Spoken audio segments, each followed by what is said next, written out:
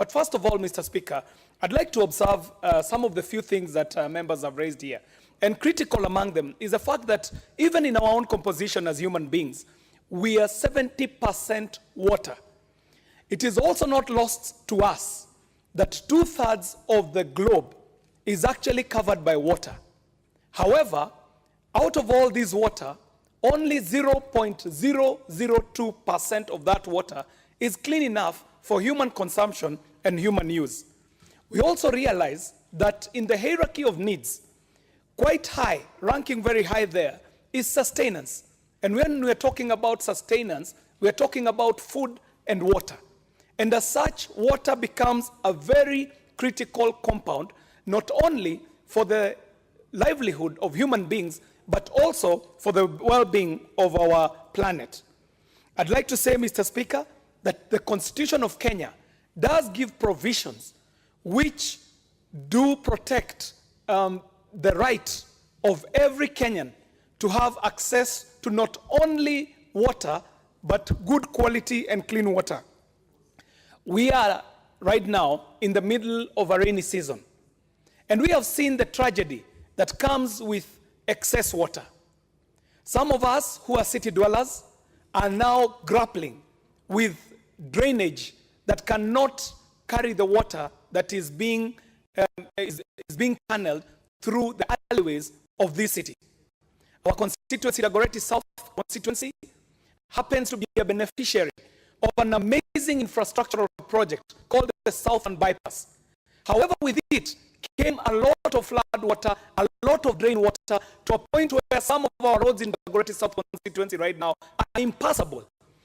The Waithaka Bridge, as we speak right now, is in a situation that is, to say the least, appalling. Mr. Speaker, this doesn't have to be the situation. And that's why I'm looking at this bill and seeing an opportunity. And the opportunity right here, Mr. Speaker, to my mind, is that we have an opportunity to now reimagine urban planning. We have an opportunity to rethink how we plan our cities, urban areas, and even the rural areas. Mr. Speaker, there is an opportunity here to now reimagine agriculture. For the longest time, our agriculture has been rain-fed. We realize that the patterns of rains in our world today are not going to be as they were in the days of our forefathers. And the opportunity is here in our management of our water to reimagine our agriculture. We have an opportunity to reimagine conservation, Mr. Speaker, and I cannot belabor this point. We also have an opportunity here to reimagine our international relationships.